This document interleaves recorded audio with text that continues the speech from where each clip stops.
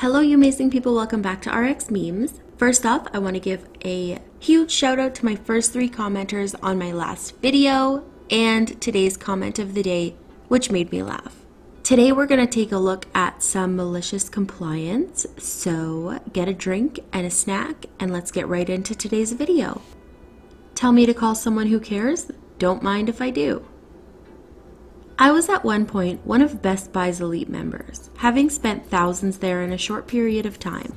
I made one major return there and didn't think much of it. They didn't say anything other than they were sorry for selling me a defective TV. Fast forward 6 months. I picked up a new 4K monitor that had a pretty obvious defect immediately, took it back the next day, and they said they could not honor any further returns from me. Upon further prodding, I was told that they use a third party to track returns and that I had gone over some preset dollar amount returning that TV. And they could not and would not budge, even after the guy at Geek Squad had in fact confirmed the monitor was bad. I escalate to a manager and it goes like this. Who can I talk to about getting this return done? No one. That's absurd. It's clearly defective and I bought it yesterday. Can I exchange it at least? Nope. Nothing you can do. This seems pretty anti-consumer. What's the next step here? You could try calling someone who gives a damn. I think I'll do that. I took out my phone and called Amex on speaker since I paid for the monitor with it, explained to the rep what was going on and that the GM of the store could hear the conversation if they had any questions for him. The GM confirms his position and Amex's response was an immediate $500 plus tax chargeback to Best Buy. The GM's face went completely red with anger and he went full rage mode, yelling at me that I needed to leave and not come back. I just politely smiled and told him I only did exactly what he asked me to do. P.S. That third-party company is Retail Equation and there are multiple class action lawsuits against them. What do you guys think of retail companies having return limits? I have worked in retail before and have definitely seen return abuse, especially at where I worked, which had a extremely fair policy against returns, and there was no way that we tracked them. Like, we did take their ID. I'm pretty sure, I can't really remember, this was like 8 years ago, but we'd take their IDs. Did we? Honestly I can't remember, but either way, there was no way of tracking, there was no way of knowing, and there were so many locations in my city that if we denied their return because they had literally come every single day after a huge major launch, purchased all of the products and then try to return them the next day, we would just deny it, like, personally, but there was nothing stopping them from going to the next location, which was literally like 3 minutes away. So I understand why companies have return limits, but at the same time, like, if this person's a Best Buy elite member and obviously their loyalty is with Best Buy for electronics, I don't understand why they wouldn't just honor it. Unless the manager didn't have the power to do anything, there was just a lot less of a dick way that he could have presented that, I think. Won't leave my drive-thru until you're served? Okay. This one is from over a decade ago, but I still giggle about it from time to time. I was 18 and for some reason the higher-ups thought it was a good idea to give me assistant manager at this Burger King, or the Dirty Burks, as I call it, I worked at. It's just me and another guy closing the store. It closed at 12 a.m. and now it's about 12:20 or so. The dreaded drive-thru signal beeps. I'm sorry, we're closed. What? It's only 12:20. Correct, we close at 12. Well, I just drove all the way from a faraway suburb. Do you not have anything left? No, ma'am, everything is tossed in the garbage at midnight.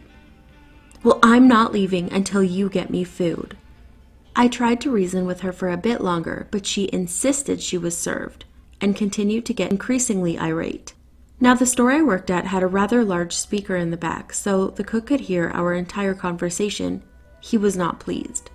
I ask if he has anything left to serve this woman. He says, "1 sec." I watch as he digs through the trash covered in the old fryer grease and whatever else have you. He pulls out a crispy chicken patty and an old soggy bug. Got one. I have a crispy chicken sandwich. Fine, I'll take that. She paid, got her food, and left. I never saw that woman again. Edit, some formatting. Edit 2. Just so everyone is clear, I am absolutely not advocating for anyone to do this. The safer route would have obviously been to just lock the doors and let her sit there. But I was 18, stupid, and naive. I understand that this woman could have got sick, but to be honest, the moment she opened that wrapper, she knew. There's no way she ate it. A bug in a crispy chicken sandwich? From Burger King? Is nothing sacred anymore? No parking without a permit. Got it. I live in a suburban street that is narrow and has limited parking, so parking is restricted to residents. Each household gets one parking permit that you need to display in your car if you want to park on the street. My boyfriend doesn't live with me and doesn't have a parking permit, so he parks in a nearby parking lot. It's not a big deal since it's just 1 to 2 minutes away by foot. A couple of weeks ago, my boyfriend is staying over for the weekend and we go grocery shopping. On our return, he decides to stop in front of my house so we wouldn't have to carry our bags from the parking lot. The car was parked there for 5 minutes max while unloading the groceries, and there were plenty of empty spots at that time of day. As my boyfriend is getting back in the car, my old next-door neighbor walks up to him and tells him in a very accusatory tone that non-residents can't park there. We try to explain that we were only dropping off our groceries and will be moving the car now, but old neighbor is being very rude to us and accusing us of blocking the traffic and stealing spots from the residents, and other nonsense. He ends up threatening to call the cops if we dare park in the street again without a permit. This neighbor has a reputation for being a royal pain, and it's not the first time he's complained to me about trivial things. Here's where the malicious compliance comes in. I don't have a car. Therefore, I have a parking permit that's been sitting unused ever since I moved in. I asked a friend whose husband is a cop and found out that any car can use my parking permit. It doesn't have to be registered under my name. Basically, if you have a house on this street, you're allowed to park one car on this street. And did what any petty human would do and gave my permit to my boyfriend.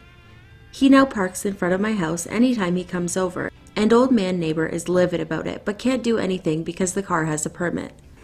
I don't even know if this is malicious compliance. I feel like it is, but at the same time, it's also just common sense. If you have an empty permit that you're not using, why not just leave it in your boyfriend's car? That just seems like the next logical step here. ID required. So this is about my father. He worked at a high school that required IDs for the students and the teachers alike. Pretty common for public schools, and equally common are the petty teachers that enforce the rule like it's the only thing keeping the school together. My dad doesn't care. He tells his class as much. If you're in class, you're fine. Don't worry about it with me. Other teachers in his department did not like my dad's attitude towards IDs. It wasn't taking class time and he wasn't writing students up, so his class's behavior seemed better and he was getting through the material the smallest bit faster. It's also not nepotistic for me to say he was one of maybe 3 good teachers in the department and got the highest standardized test scores on average. The only people who took his class and failed his area on it, history, were kids who seemingly tanked the test on purpose, so the petty teachers who didn't like him were out to get him. The next year rolls around and it's been announced that everyone needs to be enforcing the rules about the IDs harder, so my dad has to write people up for it.